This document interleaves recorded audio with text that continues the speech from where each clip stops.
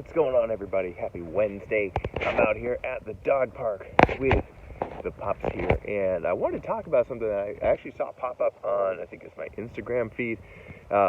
Somebody's calling today National Keto Day, and I thought I'd talk about it a little bit because keto is kind of that buzzword in the wellness space right now, and it's something that I've been researching and learning about and experimenting with, so I thought it'd be an appropriate time to talk about it and to talk about why it would be something to consider, especially for golfers. So the first thing is we want to understand what the ketogenic diet is. And what ketogenic is it means that your body is in a state of ketosis.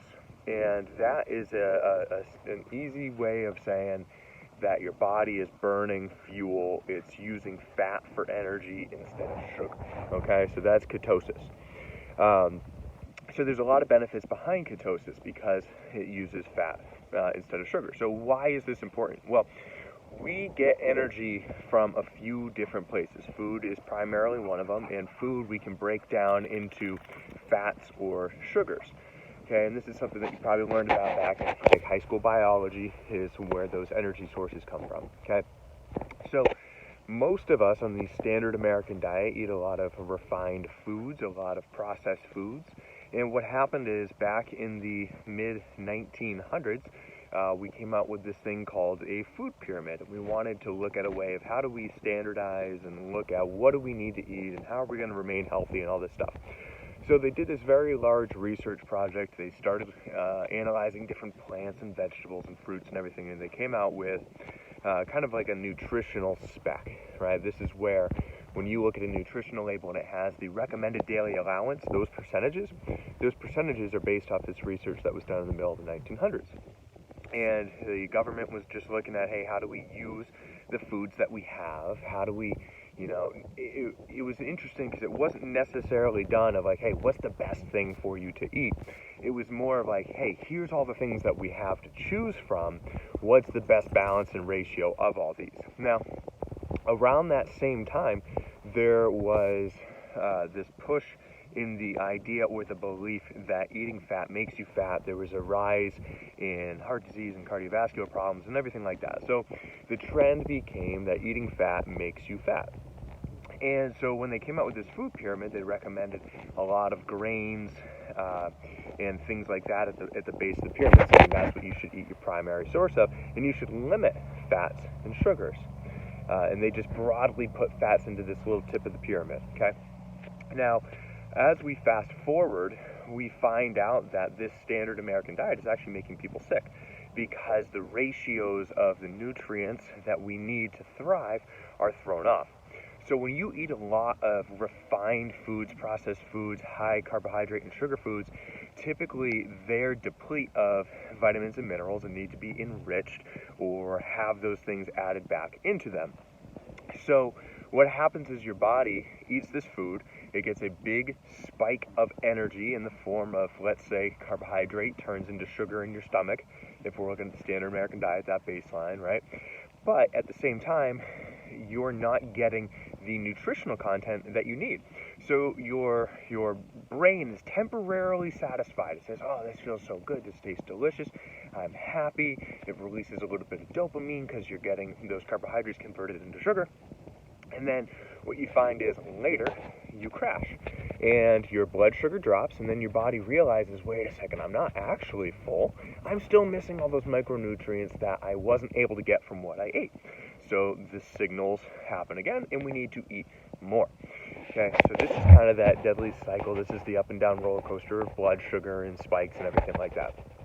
So what we need to do is to start looking at these different energy sources. Can we get our energy from somewhere else?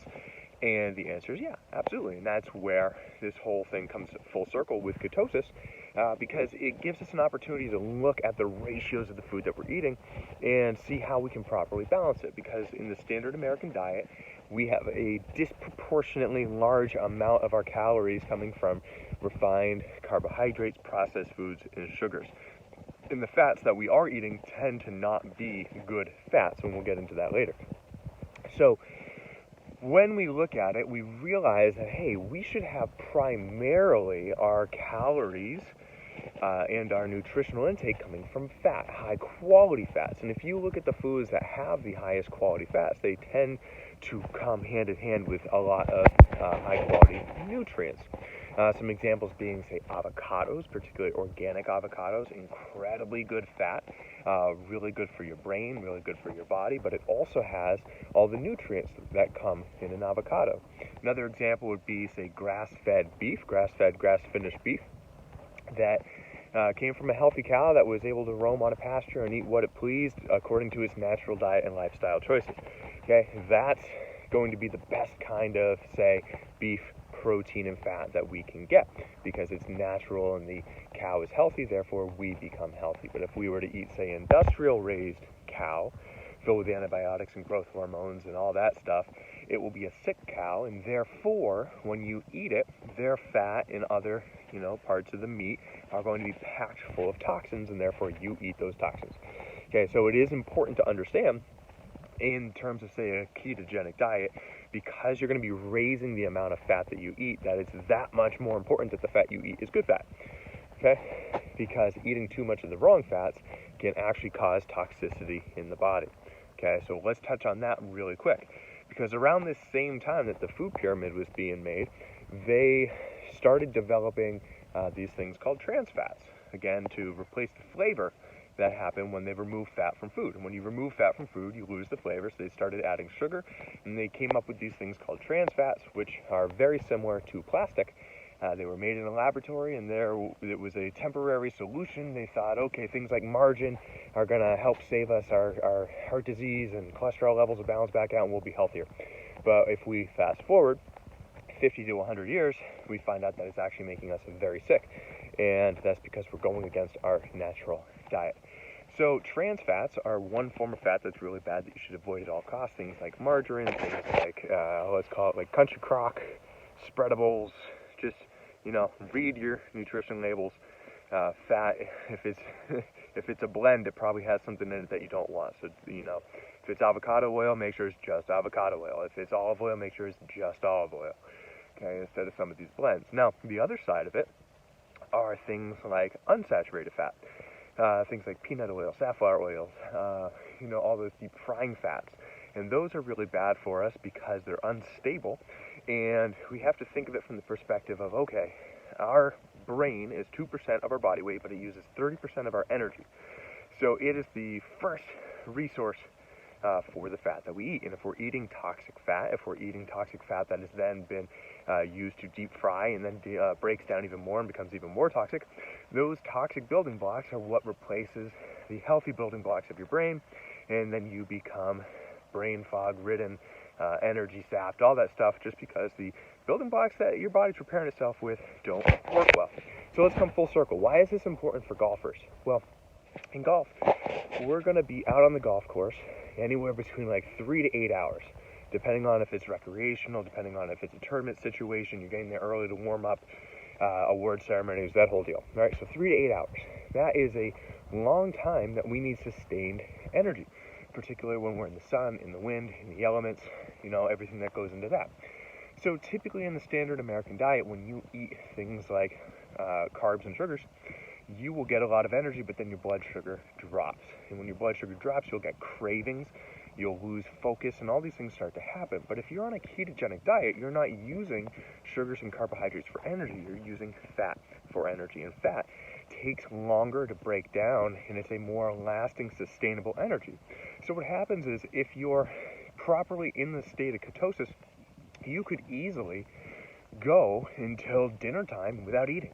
Okay, you can skip breakfast, you can skip lunch, and there's ways that you can stay in a fasted state so that you retain that energy level, and then you just have a big meal at the end of the day.